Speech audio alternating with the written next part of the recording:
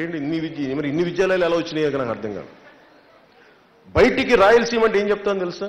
రాయలసీమకి ఎప్పుడు రాని వాళ్ళు ఎలా ఉంటుంది తెలుసా? బయట వాళ్ళకి రాయలసీమ అంటే చెట్టు మొలవదు, పుట్ట రాదు, అస్సలు ఎంతసేపు కూర్చోబెట్టి బాంబులు ఇసురుకుంటూ ఉంటారు. కాదు, ఇలాంటి ఇది ఎందుకు వచ్చిందంటే కాదు. ఇందాక మార్నింగ్ చెప్తా ఉన్నాను, రాయలసీమ తాలూకుది ఒక పీరు బాబా ఉన్న పుట్టిన స్థలం. అన్నిటికంటే మనకి అన్నమయ్య, వీళ్ళందరూ తరిగొండ వెంగమాంబ, ఈయన మనం వీరబ్రహ్మేంద్ర స్వామి, ఇలాంటి మహానుభావులు అందరితో పాటు ప్రాక్టికల్గా చెప్పాలంటే మోర్ దెన్ కోస్తా ఆంధ్ర కంటే కూడా ఇక్కడ ఎక్కువ విశ్వవిద్యాలయాలు, ఎక్కువ లైబ్రరీస్ ఎక్కువ బ్రిటిష్ టైంలో. అంటే అంత చదువుల నేల ఇది, అంత హై విజ్డమ్ ఉన్న నేల. ఇలాంటి నేలని నేను ఇదే చెప్తున్నాను, మీ అందరికీ చదువులు ఉన్నాయి కానీ ధైర్యం లేదు మీ అందరికీ. మీకు భయం అనే మాట మీరు మాట్లాడకూడదు. చదువుకున్నాడు ఒక చెగువేరా. నేను చెగువేరాని ఎందుకు ఆదర్శంగా తీసుకుంటానంటే, మన ఈ మధ్య నన్ను కొంతమంది యూఎస్కి వెళ్ళినప్పుడు అడిగారు, అమెరికన్స్కి చెగువేరా అంటే చాలా చిరాకు, చాలా ఇష్టం ఉండదు. వాళ్ళు అడిగారు, do like Che Guevara? Yes, I like Che Guevara. ఎందుకన్నారంటే వాళ్ళకి ఎక్స్ప్లెనేషన్ ఇచ్చాను. ఎందుకు ఇష్టం అంటే, తన దేశం కానీ దేశం కోసం పోరాటం చేశాడు, మానవత్వం కోసం పోరాటం చేశాడు, అందుకు నాకు అతనంటే ఇష్టం. అలాగే మీరు చెగువేరా డాక్టర్. ఆ డాక్టర్ ఏం చేశాడు? మనిషి ఒంటి జబ్బులు నయం చేయగలుగుతున్నాను కానీ సమాజం తాలూకు జబ్బుల్ని నయం చేయలేకపోతున్నాను అని చెప్పి, సమాజం తాలూకు జబ్బులు నయం చేయాలంటే పోరాటం చేయాలని చెప్పి పోరాటాల్లోకి వెళ్ళిపోయాడు. అలాగే మీరు చదువుతూ భయం అనే మాట మీరు మాట్లాడకండి.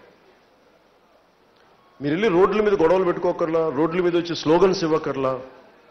ఇందాక తను చెప్పినట్టుగా ఒక 5 మందో 10 మందో form as simple groups. I'm not even asking you to support Janasena. మీరు బాగుంటే చాలు, నాకు అది నాకే సపోర్ట్ చేయాల్సిన, నేను అంత ఐఎమ్ నాట్ సెల్ఫిష్ బాబు. నాకు అర్జెంటుగా నేను మాట్లాడుతా 30 సంవత్సరాలు నన్నే ముఖ్యమంత్రిగా చూడండి అని జగన్ గారు మాట్లాడినా. అలాగే ముఖ్యమంత్రి గారు చెప్తారు, అన్న మళ్ళీ మీరే రావాలి, ఆ తర్వాత మీ అబ్బాయి రావాలి. అట్లా కూడా కాదు. నేను అనేది ఏంటంటే, నేను ఎందుకు స్ట్రగుల్ అవుతున్నాను అంటే 25 to 30 years మీ జనరేషన్ మీరు బాగుండాలి. ఈరోజు మీరు సఫర్ అవుతున్నారు. మీ నెక్స్ట్ జనరేషన్కి మీరు కొంత విలువలు ఇవ్వగలగాలి. విలువలు ఇవ్వగలగాలంటే నేను మీకు ధైర్యం ఇవ్వగలగాలి. నేను మీకు నా చేతిలో ఉన్నది ధైర్యం ఇవ్వగలను మీకు. నేను పోరాటం చేసి చూపిస్తాను. I'm not a mere empty talking chain. I'm a doer. నేను కేవలం అరుపులు, కేకలు, నినాదాలతోటి మార్పు రాదు. నిజంగా ఆలోచన నడిస్తే మార్పులు వస్తాయి. నేను అందుకే నేను నడిచి చూపిస్తున్నాను. మీరు నమ్మండి. నాకు భయాలు లేవు. నిజంగా నాకు ఓటమి భయం లేదు. నాకు కోరిక ఉన్నదల్లా మార్పు రావాలి అని. మన విద్యా వ్యవస్థలో కనుక మార్పు వచ్చిందంటే నాకేం ఒకటే కోరిక, అర్ధరాత్రి ఆడది స్వేచ్ఛగా తిరిగితేనే భారతదేశం నిజమైన స్వాతంత్ర్యం అంటే, పాప అది గాంధీజీ గారికి అన్న కళ. ఇప్పుడు నేనేం కోరుకున్నానంటే, అట్లీస్ట్ పొద్దున్న ఇంట్లోంచి బయటకు వెళ్తే ఆడపిల్ల మా చెల్లెలు ఇంటికి సాయంత్రం తిరిగి రావాలని మనస్ఫూర్తి కోరుకుంటాను. ఆ తర్వాత ఫస్ట్ ఇది జరిగిన తర్వాత అర్ధరాత్రి దానికి వెళ్దాం.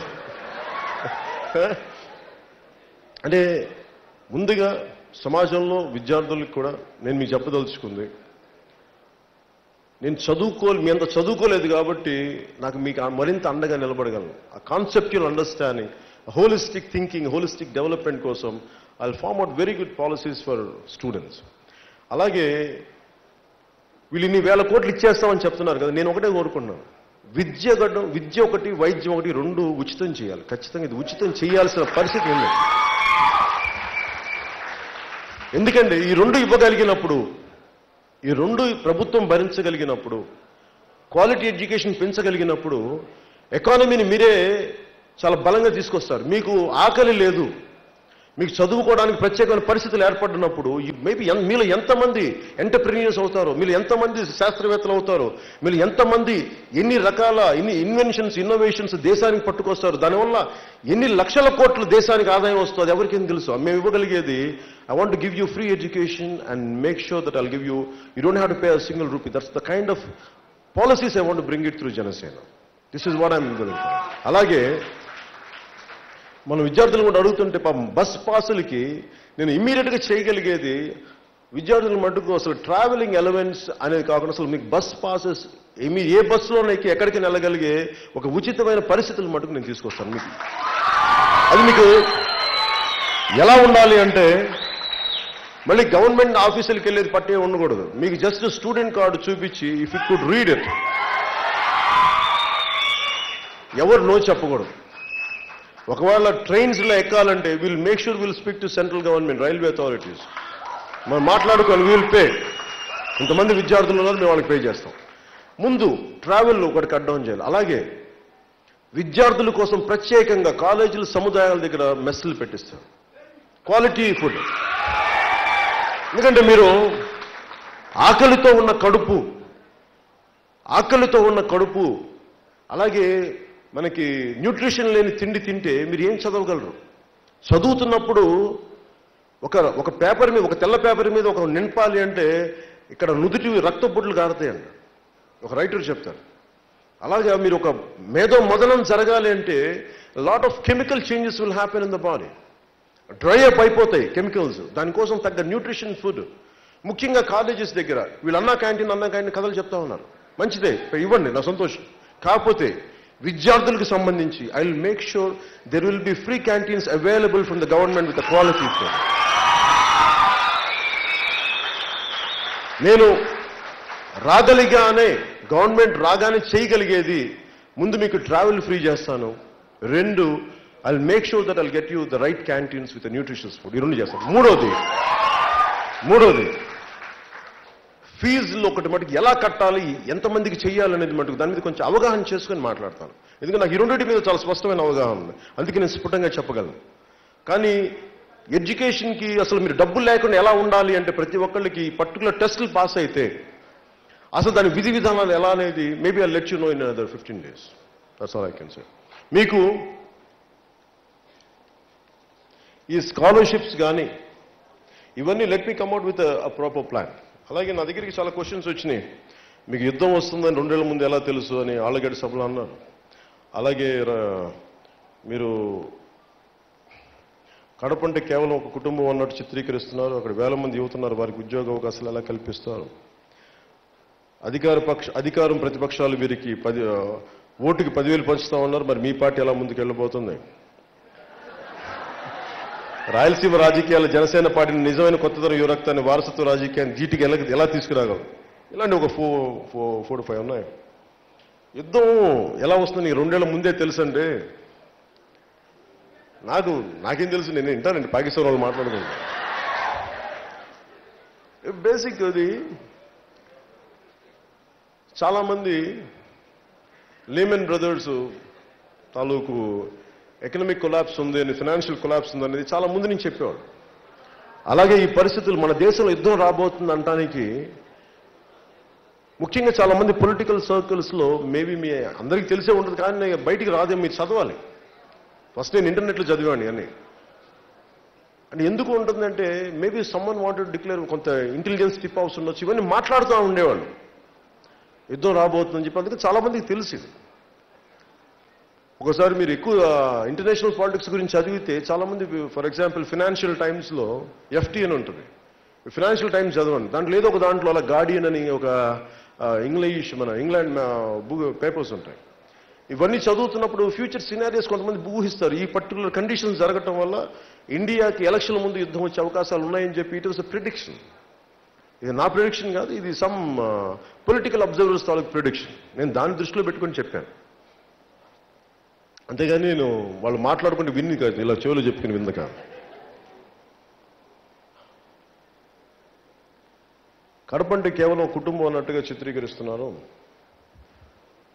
కడప అంటే ఒక కుటుంబం అని ఎవరు చెప్పారు? ఒక 15-20 కుటుంబాలు కడప అంటే. ఒక కుటుంబం ఇంకో కాదు, చాలామంది కొన్ని కుటుంబాలు, గ్రామాలు ఇందో చెప్తున్నట్టుగా. ఇది మారాలి అంటే ఫస్ట్ మీకు గుండె ధైర్యం కావాలి. గుండె ధైర్యం అంటే కూర్చోబెట్టి ఆంధ్రకేసరిలాగా చొక్కా చించుకొని గుండెలు చూపించడం కాదు. అలా అయితే వీళ్ళు నిజంగా బాంబులు చంపేస్తారు మళ్ళీ. అలా ఎలాగైనా మీరు దేన్నైనా సరే ఆలోచనతో కొట్టగలరు. Intellect, mere muscle power is not enough. Intellect కెపాసిటీకి you need a very strong muscle power. Muscle power అంటే ఏదో కూర్చోబెట్టి ఒకరోజు అల్లరి చేసేయడం కాదు, ఒకరోజు నినాదాలు ఇవ్వడం కాదు. మీరు బలంగా ఒక ఆశయాన్ని తీసుకెళ్తున్నప్పుడు మీకు అనుకూలంగా ఉన్నప్పుడే ఒక అడుగు ముందుకేయండి, అనుకూలంగా లేనప్పుడు 10 అడుగులు వెనక్కేయండి. కానీ ముందుకెళ్ళటం మటుకు మర్చిపోకండి. అందుకనే మీకు యోగి వేమన్ యూనివర్సిటీలో అవకతవకలు కానీ, ఇన్ని లక్షల మంది, దాదాపు 3 లక్షల మంది బయటికి వెళ్ళారు, కనీసం 50,000 మందికి ఉద్యోగాలు వచ్చినాయి అంటే ఇవన్నీ మాట్లాడటానికి ఎవడు లేరు. ఎమ్మెల్యే ఎంపీగా అయిపోగానే నాకు ఇన్ని కాంట్రాక్టులు వచ్చినాయి, ఇన్ని వేల కోట్లు సంపాదించిన, ఇన్ని భూములు ఉన్నాయి, దీని మీద ఉన్న వాళ్ళకి ఇవన్నీ మాట్లాడాలంటే మీలోనే చైతన్యం రావాలి. నేను ఒక్కనే కూర్చొని ఇన్ని లక్షల మంది పని, ఇన్ని కోట్ల మంది పని నేను ఒక్కనే చేయడం అసాధ్యం. నేనేం చేయగలను, నాదైన స్థితిలో నేను చాలా బలంగా పనిచేయగలను. మీరు మార్పు, మీలో చైతన్యం వచ్చి నేను నిలబడి ఉంటాను మీకోసం. ఎందుకంటే అందరం కలిసి పోరాటం చేయాల్సింది, నేను ఒక్కనే కలిసి పోరాటం చేసేది కాదు. అలాగే యూనివర్సిటీస్లో ఉండే ఈ స్కాలర్షిప్స్ కానీ ఇవన్నీ I make sure will bring out right policy to correct it. That's all I can promise you as on today. అలాగే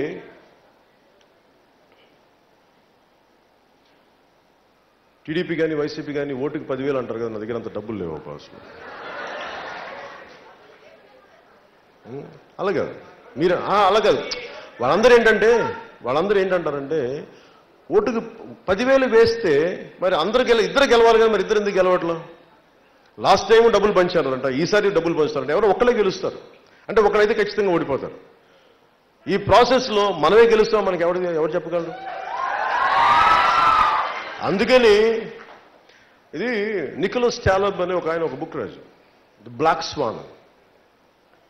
అదేంటంటే ఆ బుక్లో బ్లాక్ స్వాన్ అంటే హంస తెల్లగా ఉంటుందని మనందరికీ తెలుసు. హంస అంటే ఇప్పుడు తెల్లగా ఉంటుంది, అలాగా సుతారంగా ఈదుతూ ఉంటుంది ఇట్లా. బట్ సమ్వన్ ఎప్పుడు హంస అనేది తెల్లగానే ఉంటుంది మనకు వచ్చిన. అలాంటిది ఆస్ట్రేలియా దేశంలో ఈవెన్ స్వాన్ అనేది, హంస అనేది నలుపు రంగులో కూడా ఉంటుంది అని చెప్పగానే ఒకసారి పర్సెప్షన్ మారిపోయింది, హంస తాలూకు పర్సెప్షన్. అలాగా ఓటుతోనే డబ్బులు కొంటామనే పర్సెప్షన్ క్రియేట్ చేశారు. 10,000 ఇస్తేనే ప్రభుత్వాలు వస్తాయి ఒక ఓటుకి అనే ఒక అభిప్రాయం కలగజేశారు. ₹1 లేకుండా కూడా ప్రభుత్వాన్ని స్థాపించవచ్చు అని మనం బద్దలు కొట్టే వరకు ఇది ఎవరు మనం బద్దలు కొట్టి చూపిద్దాం అంతే. ఎందుకంటే మనకి నిజంగా మార్పు కావాలని కోరుకున్నప్పుడు నువ్వు ₹1,00,000 ఓటుకి జనం మారాలనుకున్నప్పుడు మారుతారు. నేను ఆ రోజు కోసం వెయిట్ చేస్తాను అంతే. కానీ నేనైతే పోరాటం చేయను, ఆపను. నేను ఒకటే నమ్ముతాను, శ్రీశ్రీది మహాప్రస్థానంలో ఇందాక మీ విద్యార్థులు ఒకళ్ళు ఇచ్చారు నాకు, పోరాటం చేస్తే పోయేదే ఉంది కదా బానిస సంఖ్యలు తప్ప.